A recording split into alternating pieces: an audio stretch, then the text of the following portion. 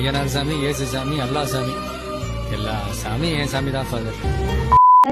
இந்த மாதிரி அவங்க தலைவருக்காக வேண்டி ஒரு இடமா ஏறி இறங்கி பூஜை பண்ணிக்கிட்டு இருந்தாங்கன்னா எப்படி மற்ற கட்சி பணிகளை அவங்க பார்த்து உங்களுடைய பணம் சம்பாதிக்கணும் இல்ல பதவி வேணும் அப்படிங்கிற ஒரு விஷயத்துக்கு இஸ்லாத்தை நீங்க எப்படி பயன்படுத்துறீங்க? நம்ம என்ன பண்ணுவோம், நம்ம இன்னும் ஒரு 10 நாள் கழிச்சு அந்த தெய்வத்தை வணங்கிட்டு இப்படி வரலாம் போல இருக்கு, இந்த தெய்வத்தை வணங்கிட்டு இப்படி வரலாம் போல இருக்கு.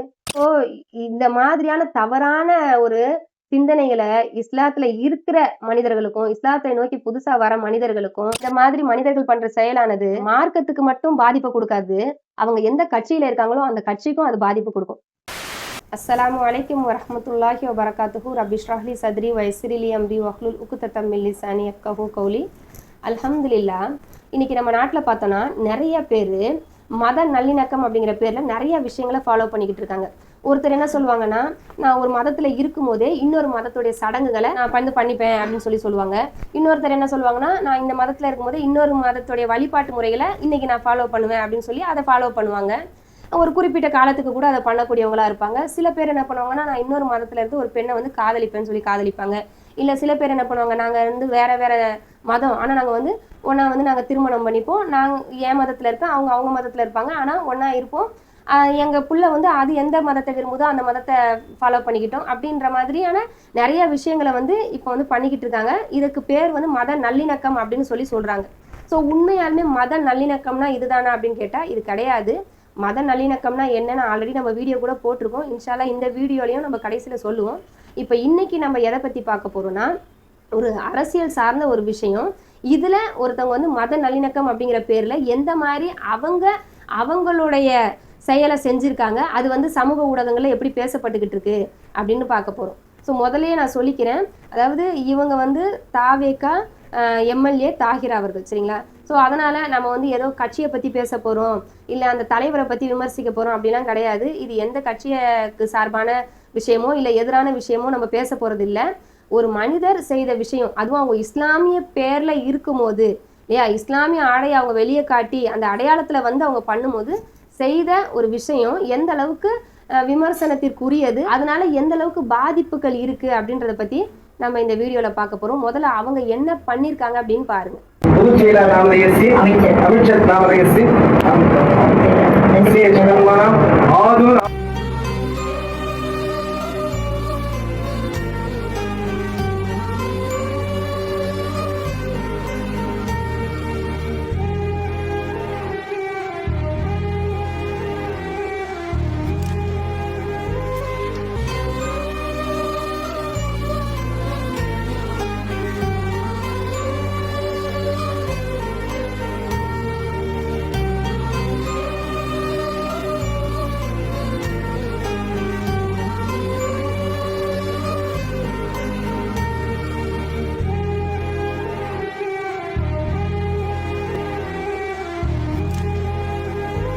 ஸோ இந்த வீடியோவை நீங்கள் பார்த்துருப்பீங்க. இந்த வீடியோவில் இவங்க செய்கிறத மத நல்லிணக்கம் அப்படிங்கிற பேரை நம்ம எடுத்துக்கவே முடியாது. ஏன்னா மத நல்லிணக்கம் அப்படின்னு நினைக்கிறவங்க என்ன பண்ணுவாங்கன்னா, அவங்க தனிப்பட்ட வாழ்க்கையில் அவங்க கோயிலுக்கு போகிறதோ இல்லை தர்காவுக்கு போகிறதோ இல்லை சர்ச்சுக்கு போகிறதோ அது அவங்களுடைய ஒரு கட்டுப்பாட்டுக்குள்ளே இருக்க அந்த வாழ்க்கைக்குள்ளே அவங்க பண்ணுவாங்க. இவங்க ஒரு விஷயத்த சோஷியல் மீடியா ஃபுல்லாக காட்டணும் அப்படிங்கிறதுக்காகவே பண்ணுறாங்க. எதுக்காக பண்ணுறாங்கன்னா, அவங்க தலைவரை என்ன பண்ணுறது, ஐஸ் வைக்கிறதுக்காக இல்லையா, நம்ம மொழியில சொன்னா ஜால்ரா அடிக்கிறதுன்னு சொல்லுவாங்களா, அந்த மாதிரியான ஒரு செயல். அதாவது பக்தி முத்தி போச்சு, சரிங்களா?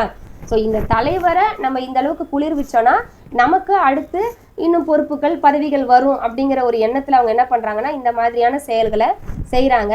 ஸோ இதுக்கு நம்ம முதல்ல என்ன சொல்ல வரோன்னா, முதல்ல மார்க்கம் இஸ்லாமுங்கிறத விட்டுருங்க.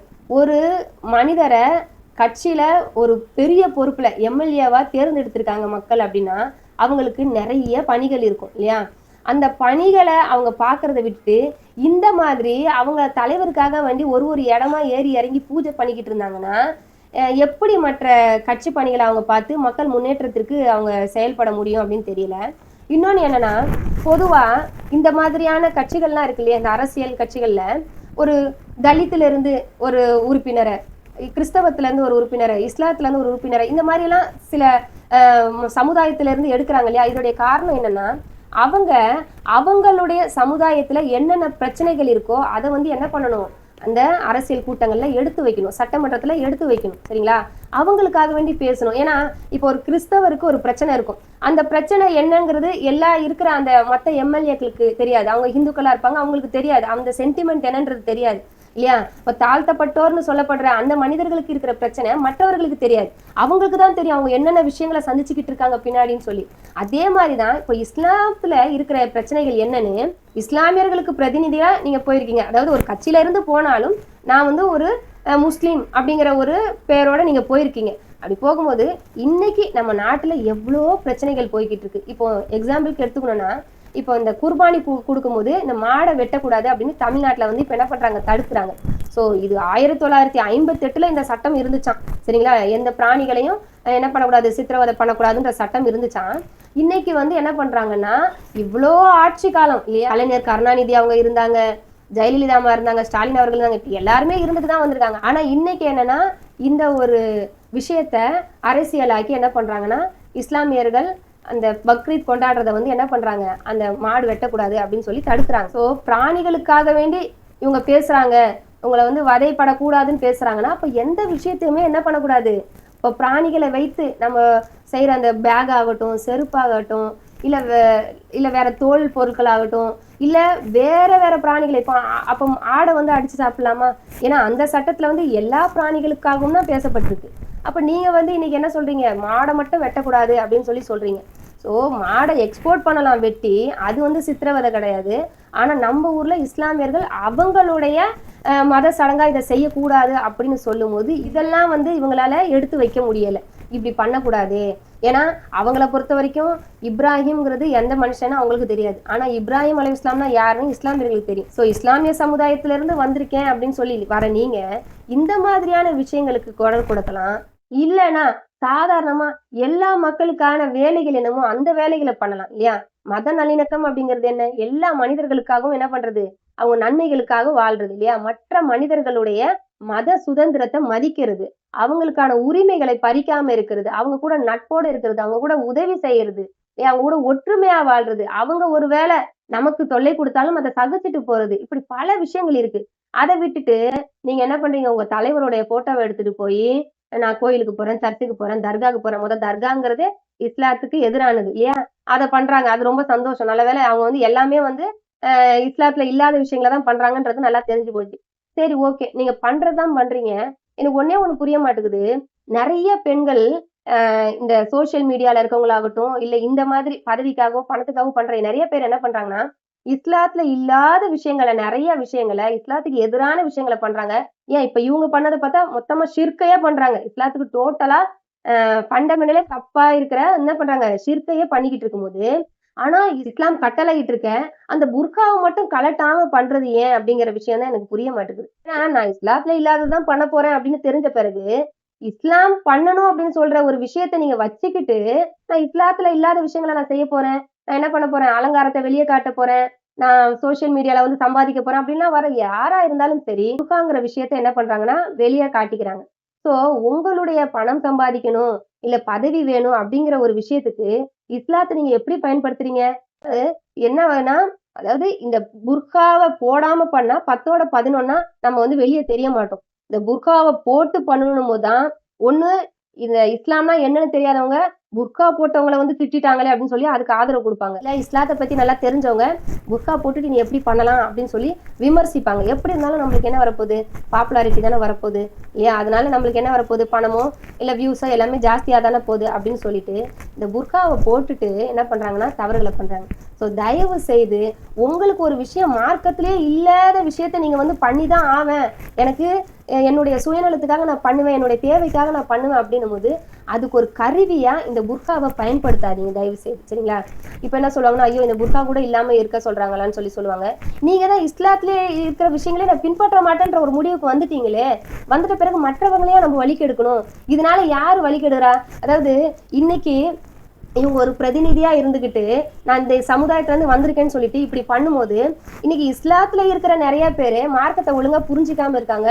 ஸோ இப்போ இதுல இன்னொரு பிரச்சனை என்னன்னா, மற்ற அரசியல் கட்சிகள் மாதிரி இல்லாம இந்த அரசியல் கட்சிக்கு இந்த இளைஞர்களுடைய சப்போர்ட் ஜாஸ்தி இருக்கும்போது, இதுல உள்ள ஒரு தலைவர் மேல வந்து பைத்தியக்காரத்தனமா இருக்கும்போது அவங்க சொல்றது எதுவா இருந்தாலும் அவங்க வந்து என்ன பண்றது ஃபாலோ பண்ணிட்டு போகும்போது இந்த மாதிரி சில விஷயங்களை நீங்க புர்கா போட்டுக்கிட்டு வந்து உள்ள நுழைச்சு சொல்லும் போது அவங்களுக்கு என்ன தோணும்? ஓ, இப்படி எல்லாம் பண்ணலாம் போல இருக்கு அப்படிதானே தெரியும். இஸ்லாமை பத்தி நல்லா தெரிஞ்சவங்களுக்கு இந்த விஷயம் கோபத்திற்குரியதா இருக்கலாம்.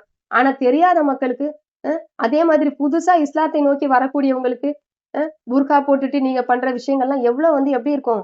ஓ, அப்ப எப்படியா இருக்கலாம் போல இருக்கு. நம்ம வந்து என்ன பண்ணலாம், இப்ப சில விஷயங்கள் புடிச்சு அவங்க இஸ்லாத்துக்கு வரக்கூடியவங்களா இருப்பாங்க. இப்ப தீண்டாமை இல்ல அப்படின்னு சொல்றத புடிச்சு இஸ்லாத்துக்கு வரக்கூடியவங்களா இருப்பாங்க. இப்ப இப்படி இருக்கும்போது என்ன பண்ண முடியும்? சரி, தீண்டாமை இல்ல அப்படிங்கிறத குறிச்சு நம்ம வந்துட்டோம்.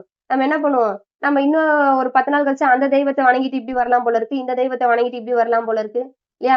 சோ இந்த மாதிரியான தவறான ஒரு சிந்தனைகளை இஸ்லாத்துல இருக்கிற மனிதர்களுக்கும், இஸ்லாத்தை நோக்கி புதுசா வர மனிதர்களுக்கும் இந்த சோசியல் மீடியால இந்த புர்கா போட்டுக்கிட்டு என்ன பண்றது?